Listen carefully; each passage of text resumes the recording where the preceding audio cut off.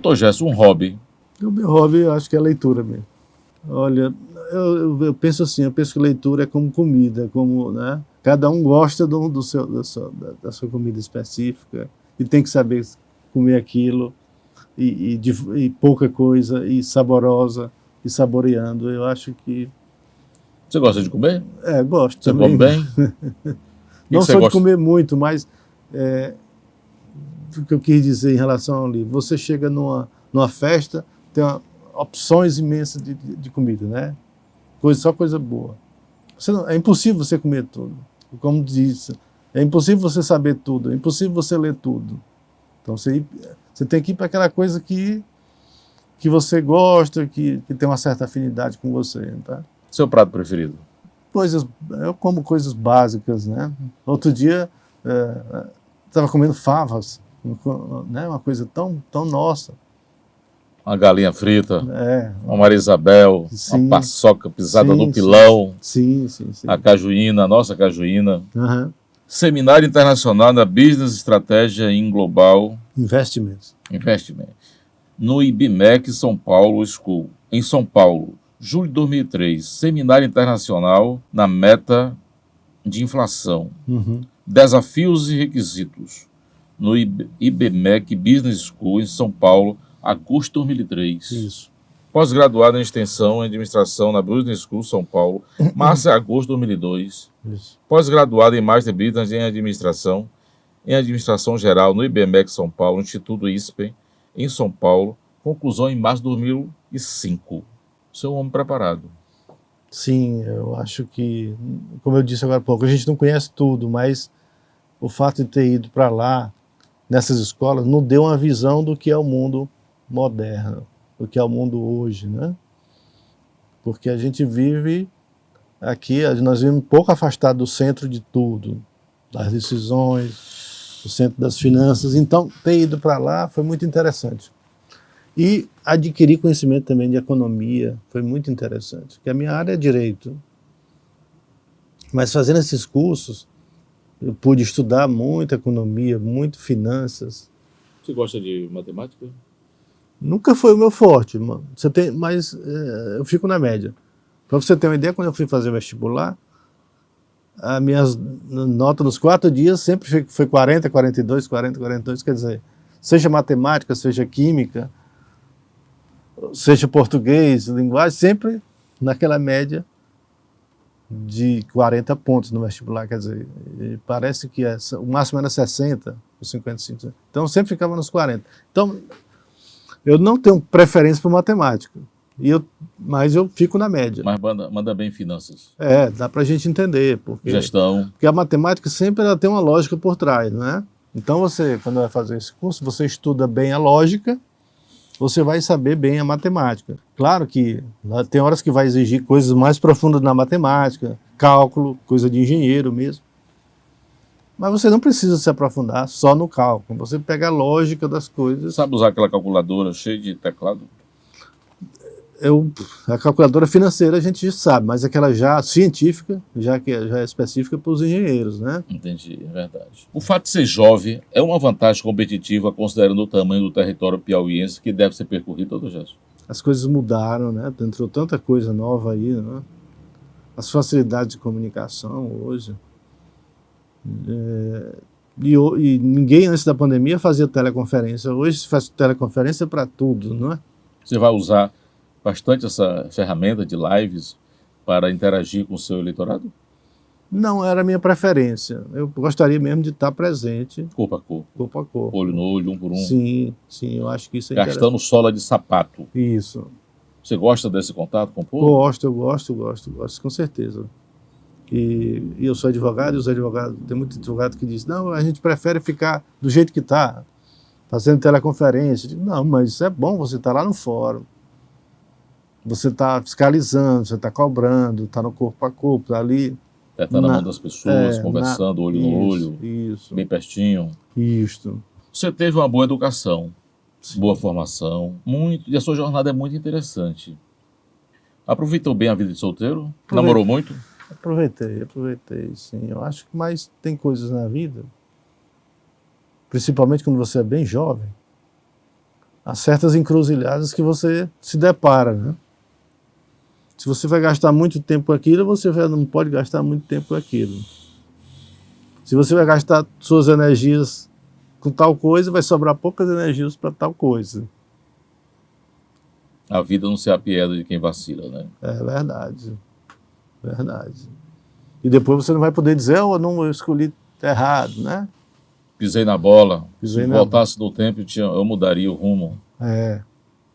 É o importante, quem pisou na bola é tocar daqui para frente, né? O passado não volta mais, só existe presente e para frente. Isso. Não tem para trás. Exatamente. Você concorda com essas colocações? E a vida da pessoa, cada um é uma, não é? Dr. Gerson tem curso de marketing e política eleitoral com o professor Carlos Maianella em São Paulo em março de 2005. Pós-graduado em Master Business Administração e em Finanças de Empresa no IBMEC São Paulo, Instituto ISPEN. E em São Paulo, de dezembro a 2010. Curso de língua alemã, nível A1, Instituto Goethe, em São Paulo, em 2010. Você é poliglota. A gente tenta... Um estadista. Não. A gente... Eu pensava que você ia ser candidato a governador. Quem sabe um dia, né? Eu tinha um padre, o primeiro professor de alemão que eu tinha, um padre ali da Zona Sul, da igreja de São Raimundo, ele dizia assim, língua é como namorada, quanto mais, melhor. Quanto mais você tem, mais você aprende. Você passa de uma para outra, né? Tem facilidade quem aprende uma língua. E para as outras, né? Cuidar das outras. Porque a língua tem uma lógica, né? Toda língua tem sujeito, verbo e predicado. O que quer dizer? Toda língua tem a sua sintaxe, né? Então você entendendo a lógica da língua, você já vai... Se você já aprendeu uma língua, uma determinada lógica, aí você vai começar a estudar outra, você entende a lógica da outra, pronto, aí você já sabe como desenrola. Aquela outra já vai também. Você fala melhor português, alemão ou inglês? Claro que é português, né? Tem força da profissão. Claro. Eu não sou tão fluente. Alemão eu sou o básico. Em inglês eu sou intermediário e, claro, falo bem a minha língua nativa. O Piauí está conectado à internet, segundo o governo do estado. Devemos ter 5G até o meio desse ano. Metaverso começa a bombar. E já estava aí há mais de 30, mas começamos a prestar atenção nisso agora. Não é? Esses movimentos tecnológicos podem potencializar ou reduzir os esforços dessa campanha eleitoral? Essa campanha eleitoral está praticamente em cima, não é? E as tecnologias vão continuar avançando agora, depois. Eu acho que a gente tem que pensar que o importante é a mensagem, não é o meio. O meio tem sobrando. O meio tem sobrando, né? Mas a gente tem que procurar ter uma mensagem. Ser entendida logo ali de cara. Nós temos que ter uma mensagem. Bateu o olho, leu, entendeu. E se você vai passar essa mensagem olho no olho, ótimo. Se você vai passar As redes, a televisão. Desde que o outro lado entenda a sua mensagem, você usou bem. Mas nós não podemos botar os meios à frente das mensagens, né? Conteúdo. E no conteúdo tem o seu posicionamento, a sua coerência. Isso faz parte da mensagem, né? Aquele cara sempre foi assim, então ele é assim mesmo. Né? É a mensagem. Sempre nós vamos ter um emissor, o conteúdo, que é o canal que esse conteúdo vai passar, e o receptor. Sim. Seja lá qual for o modelo, né, de comunicação, sempre vai ter alguém emitindo através de um certo conteúdo, por um canal, para chegar num receptor. Sim. E isso só vai ser comunicação, na verdade, se o receptor entender o que está sendo emitido. Exatamente. Eu acho que aí que está aí a política, não pode esquecer isso. É verdade. E ela, às vezes ela esquece muito, não é? Tem um certo ruído aí entre o emissor e o receptor. Verdade. Muito bem. Toque no sininho, dê um joinha, inscreva-se no nosso canal, vem com a gente. Essa produção tem patrocínio do Hub Digital, Portal Global de Notícias, Sertão.online Conteúdo, Selo Marketing e Verde Inteligência e Reputação de Marcas. Acompanhe a gente nas nossas redes sociais. Doutor Gerson, você sabe que para fazer uma campanha precisa começar a juntar dinheiro para depois começar a juntar gente. Quantos milhões você pretende investir na sua jornada eleitoral? Pretendo gastar milhões de esforços, não milhões de Muito reais. bem. Carlos Mané dizia, você pode ganhar uma eleição sem dinheiro, mas sem gente você não ganha. Porque o dinheiro, às vezes, vai contra a sua campanha também. E você tem gente? Temos gente. Tem o seu exército. Sim, nós temos as pessoas que entendem a nossa mensagem, que entendem a nossa jornada, que querem passar para outros aquela mensagem nossa, e que avaliam, endossam nossas posições, que endossam nossos pensamentos, nossas ideias. Tem pessoas que acham que é chegado o momento de você participar, porque você tem ideias tais que correspondem ao que hoje se quer. Não é? E nesse ponto, a pandemia e tudo que aconteceu até de forma inesperada ajudaram a chacoalhar um pouco esse ambiente, né? Conte pra gente, na ordem que vier na sua cabeça, o que você fez nessa sua jornada que lhe qualifica, que lhe torna preparado para ser um futuro deputado estadual. Como você bem disse, a nossa formação, a nossa educação, a nossa instrução, isso nos qualifica. Embora não seja a melhor instrução do mundo, mas é uma instrução que a gente... Mas pelo que eu vi aqui é muito alta. Sim, mas... Sem ter um intelectual que transita na sociedade de A a Z. Sim. Mas está muito longe do conhecimento que tem aí à disposição. Nós estamos muito longe. Eu e você ainda estamos muito longe do que se tem de conhecimento aí. E isso apenas é um exemplo que a gente dá para que outros venham e aprendam e se desenvolvam mais. Não é? Mas o principal argumento que eu diria para a gente entrar na política é: se você não entrar, outros vão entrar. É isso. Está na hora dos homens de bem começar a tomar a caneta dessa gente e não ficar reclamando. Exatamente. Não ficar só reclamando. Se você não vai lá, alguém vai. Então, se não vai lá, alguém vai, exatamente. E você não está dizendo que você tem a melhor solução para tudo. Mas você tem a obrigação de ir lá. Nisso eu concordo com você. Você tem a obrigação de dizer: olha, eu estou aqui. Se precisar, eu faço alguma coisa. Não posso deixar passar em branco. Depois eu posso ser acusado de omissão. Né? Você podia, naquele tempo, ter ajudado, ter dado uma luz, ter dado uma ideia, não ter deixado as coisas descambar, como descambaram. Por que você não falou? Por que você não se ofereceu? Por que você não insistiu? Por que você não brigou? Não se posicionou, não disse que veio. Exatamente. Não foi lá, não se meteu. Então, aí fica até feio para mim, não é? Se eu me preparei, se eu estudei e não falei, e deixei passar. Como é que você faz como advogado para agradar os dois lados? Geralmente o advogado agrada um lado e o outro fica triste.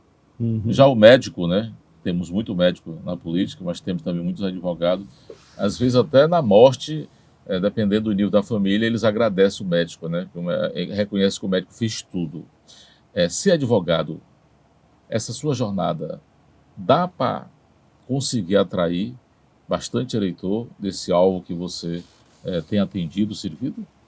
Sim, eu acho que o direito e a profissão de advocacia não é uma profissão que cria adversários, que cria problemas. Não acho que seja. Conta isso pra gente. Porque essa questão é até impessoal, a questão do conflito de cada das partes é uma coisa... O advogado entra aí de uma forma impessoal. Tanto o advogado da parte A como da parte B, que são adversas, o advogado de ambos tem a obrigação de compor, de procurar compor, de procurar os pontos que agradam A e os pontos que agradam B e fazer com que eles se entendam. No que agradar o A, ele ter o que agrada a ele, e o B, ele ter o que agrada a ele. São coisas diferentes, então dá. Você veja que dá para compor. Nada é impossível, nada... Se as pessoas querem fazer justiça, elas fazem justiça. Tem pensadores que afirmam que a política substitui a guerra, o tráfico de droga e o crime organizado. Isso faz sentido? Tem até o Clausewitz, que diz que a guerra é a continuação da política ou vice-versa, né? A guerra é a continuação da política. Eu acho que é verdade. Do senhor. Não tem sentido quando se refere a tráfico de drogas e alguma coisa ilícita. Crime organizado. Não, a política não é isto, né? A política não é isto. Se você observar a política no país desenvolvido, ela sempre está no caminho do consenso, da racionalidade. A boa política ela não vai jogar fora o país porque o fulano tem que ganhar. Não existe, não. Em primeiro lugar está o país. Existe, né? Em primeiro lugar está o país, as pessoas. Depois vem quem manda. Né? Porque a gente não pode achar, porque fulano vai mandar, então dane-se o resto do país. Não. É o contrário. Primeiro o país, as instituições, e depois vem quem manda. Mas essa não é a visão de um advogado? É a visão que todo cidadão deve ter. Principalmente o político.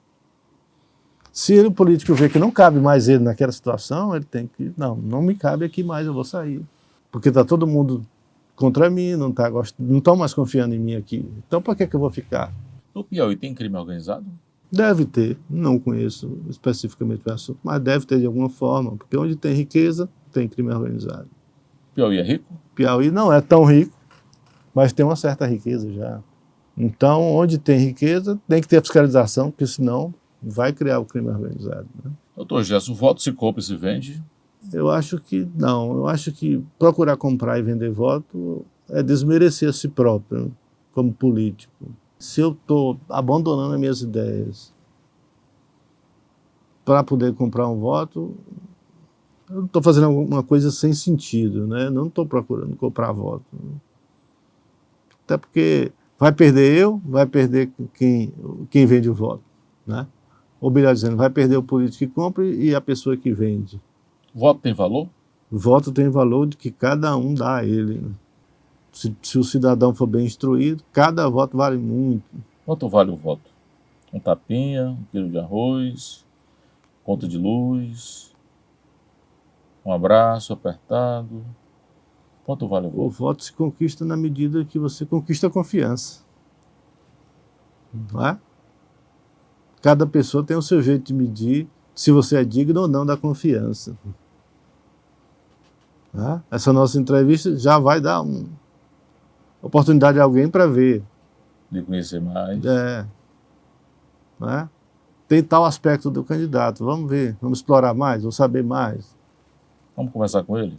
Vamos conversar com ele. Vamos apertar ele? Exato. Então, ou eu já conheço ele, porque ele trabalha perto de mim, ou ele mora lá no mesmo lugar onde eu moro, eu já conheço ele, a vida prática. Então... Você é ficha limpa? Limpa, sim. O voto piauiense nessas eleições será decidido pela cabeça, coração, bolso, discurso ou pelas propostas? Eu acho que a nossa função, como político, como comunicador, é procurar o caminho adequado. Qual é o caminho adequado? É o caminho da clareza, o caminho do discernimento, o caminho da... Por que é melhor A em detrimento de B? Qual é a nossa situação hoje, como Estado? O que é que nós precisamos hoje? Nós precisamos de pessoas assim ou pessoas assadas? Nós precisamos de pessoas que pensam de um lado ou pensam desse outro lado? Nós precisamos trocar quem está aí? Ou precisamos continuar com quem está aí para ver se dá mais alguma coisa? Eu acho que essas perguntas têm que ser feitas para decidir o voto do piauiense. E o piauiense tem feito isso muito bem. Você acredita nisso? Tem feito. Até onde não procuram corromper esse julgamento do teresinense do piauiense, ele é capaz de fazer. Qual a sua opinião sobre a maioridade penal? Os jovens com 16 anos podem votar e eleger os futuros governantes. mas quando mata, não é criminoso. Qual a sua opinião sobre isso? Nós tivemos, aqui mesmo em Teresina, se não me engano, um jovem de 13 anos que matou o pai, a mãe, não sei se os irmãos, por causa do celular, porque não tiraram o celular dele, eles Você revoltou? se revoltou. Será que ele é totalmente inimputável? Será que ele não tem uma parte, por mais jovem que ele seja, ele não tem uma parte aí dele que ele se permitiu fazer isso? Será que se a gente deixar ele impune, ele não vai fazer mais quando ele tiver 20? Quando ele tiver 30? Quando ele tiver 40? Quando ele tiver 50? O que é que ele vai fazer? Não vai estar todo mundo sempre com ele. Mas eu também não estou dizendo que a pena dele tem que ser tal. Não. Tem que começar um processo, tem que chamar, vamos ver. Colocar aquele jovem para justificar o ato dele. Até que ele se conscientize, né, que durante aquele próprio processo, que aquilo é uma coisa terrível, que ele jamais ele possa fazer novamente. Se a gente simplesmente deixar por deixar, eu acho que não é o correto. Então, você me pergunta sobre a minoridade penal, né? E hoje está disseminado, né, o crime, porque o jovem não tem onde estudar, não tem onde trabalhar, está abandonado, não tem uma família para acolher ele, não tem mais um pai, uma mãe para orientar. Então está tudo jogado aí, o jovem de 15, 14, 12. Como advogado, você defende qualquer causa? Quando você é advogado, as pessoas sabem se devem ou não lhe procurar para aquela causa dele. Então, se você é um advogado que tem uma imagem tal, só tais pessoas vão lhe procurar. Doutor Gerson, ninguém é candidato de si mesmo. Você representa que grupo econômico? Eu não represento nenhum grupo econômico, embora acredite que ninguém é candidato de si mesmo. Sempre o candidato é candidato dos outros cidadãos que pensam igual a você. Nesse ponto aí, ninguém é candidato de si mesmo. Mas grupo econômico não posso representar, e eu acredito que nenhum candidato esteja se oferecendo para nenhum grupo econômico. Qual a sua principal bandeira de campanha? Aquela que você não vai arredar o pé. É essa que nós estamos falando até agora, da transparência, da boa aplicação do dinheiro público, da prestação de contas, do procurar o melhor, do separar o que é público do que é privado. O que é público vamos controlar, o que é privado vamos incentivar. Por quê? O que se visa é o bem-estar geral. E o bem-estar geral se faz gerindo bem o que é público, incentivando o que é particular, para que progrida, para que se desenvolva e se possa oferecer oportunidade de trabalho para as pessoas. O político sabe o que quer do eleitor. O eleitor sabe o que quer do político? É uma boa pergunta, porque se ele realmente sabe o que quer do político, ele vai saber votar bem. Se ele quer do político iniciativa, se ele quer ideias, ele vai votar bem. Então, se faz parte do bem votar. Piauiense sabe votar, doutor Gerson? Eu acredito que todo mundo sabe bem votar, por mais humilde que seja. Se a gente andar por aí, você vai chegar na casa de uma pessoa humilde, mas ele está lá, a casinha dele toda organizada. Ele está lá, a mulher está lá, ele trabalha, ele não depende de ninguém. Então, ele como é independente, ele sabe fazer um bom discernimento da política. Ele sabe dizer, aquele político é bom, aquele não é. Esse político está só enganando, aquele não está. Esse aqui realmente trabalha. E aquele ali não sei. Então, por mais humilde que seja, cada um sabe fazer uma boa avaliação do político. Se tiver segundo turno, você se junta com qualquer grupo? A política é o momento, é a razão, não é? É a razão. De repente você juntar ou não é determinante para aquela situação. Eu não sei qual vai ser a situação lá no segundo turno. Vai ter segundo turno, na sua opinião? Ainda não se sabe nem quantos candidatos vão se apresentar, né? Mas levando numa situação normal e que não há grandes diferenças de um candidato para o outro, vamos supor que tenha um segundo turno, né? Não haja nenhum candidato se destacar a ponto de de abafar os outros candidatos e ganhar o primeiro turno, o que provavelmente não vai acontecer, vamos dizer que vai para o segundo turno. Mas aí você tem que pesar todos os aspectos. Você também aí não pode se escorar na questão ideológica para deixar de tomar uma posição e deixar a pior opção ser escolhida. Você não pode se furtar, eu acho que não pode se furtar. Caso seja eleito, qual é a sua primeira ação? Seu primeiro ato como deputado estadual?